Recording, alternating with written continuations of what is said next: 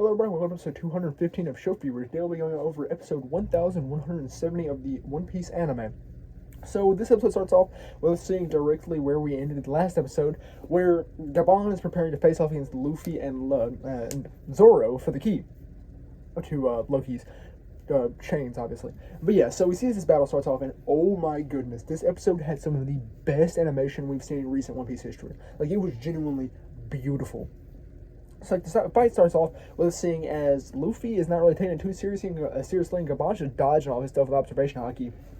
And then we see as Gabon starts to take it seriously, so he ends up whipping the key up and covering it in advanced armament, and then slamming it down on Luffy's head. And we see a really cool display here as when Gabon grows closer to Luffy, we see then as in the reflection of Luffy's eyes, we get a picture of a silhouette of a younger Gabon, and he slams it down on Luffy's head. So that was sick.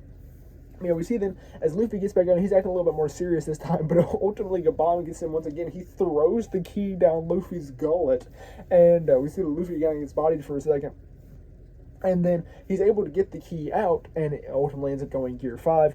And we also see as Zoro now kind of joins in as well, because Scopper he's obviously disregarded his key because he threw it down Luffy's throat. But now he's found some axes, so he's got his weapon of choice, and he's starting to spin them. And he starts throwing conquerors, I don't even know what it is.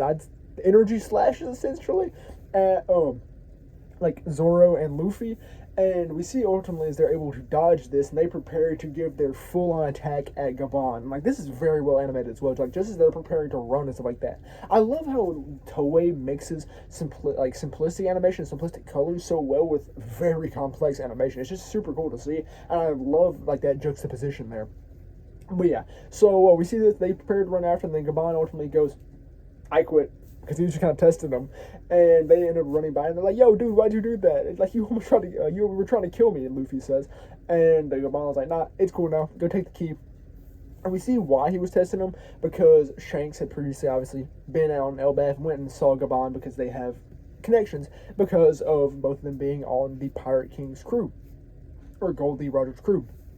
So we see that they had a connection. Obviously, Shanks had told him about how Luffy would probably be headed in there. So we see this is kind of why he was testing them, just to see how well they were and how well Luffy's crew was as a crew. But yeah, so then after this, we end up going to the Walrus School, where we see as all the kids are playing around, we get an absurdly well animated instance of these kids playing tag. The tree that they climb up is beautifully animated. But yeah, so we kind of see all this, and ultimately the kids start noticing some bird in the sky. We see as they run to their teacher, Angie, and she's like, where's the bird? I don't see it. And they're like, oh, it was there. And it never comes back into view. However, we see that this is, in fact, Gunko's bird that she formed out of her little, arrow devil fruit power. They get to fly to a point to where, ultimately, they end up making their little summoning circle for Holy Knights and Associates of Marie Joie. And we see then as they perform the summoning ritual, which is beautifully animated. It is sick here. It is absolutely gorgeous. And so we see this scene plays out and all that, and we get to see his two massive silhouettes end up coming up. And they're speaking with Shamrock and Gunko, and they are other Holy Knights. And we see how they mentioned about how, let us prepare for about an hour, but Shamrock and Gunko just ultimately decide to summon him at that moment. So we get to see then our next two Holy Knights, Sommers and Killingham.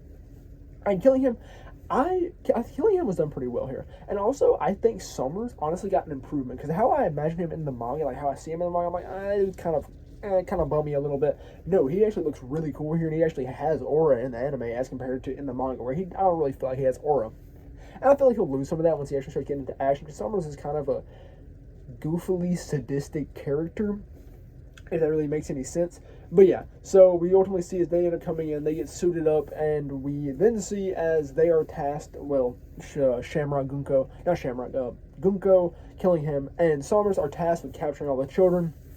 And Shamrock is told by Sommers, yo, you're needed back in the Holy Land because of the events after the Reverie and all of that.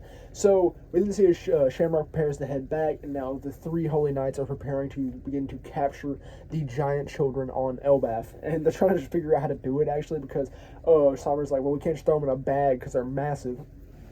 But yeah, so we will see as this plays out in the next episode and figure out how they're going to end up capturing these children, which I already know, and it is a very kind of intuitive way of going about it, but it will be seen here shortly. But yeah, I love this episode. This is one of the best episodes we've gotten in like recent One Piece history. Like I think, at least animation wise, the fight between Scopper Gaban and Luffy and Zoro, that was a sick fight. That was one of the best of recent history as well. Like even though it was a play fight, it was still phenomenal. Like I loved this fight. It was great.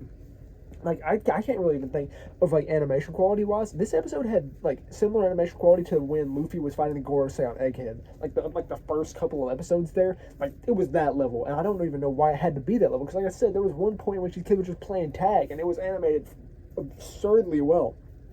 But yeah, so that's all there really was for episode 1170 of the One Piece anime. Like I said, not much more, but we will be getting a lot of interesting stuff here shortly. So I just can't wait to see where this season of the anime ultimately ends up concluding, because we are kind of drawing a little bit closer towards the end. But yeah, so like I said, that's all there really was for that episode, and that's all I really have for episode 215 of Show for Views. So thank you very much for watching.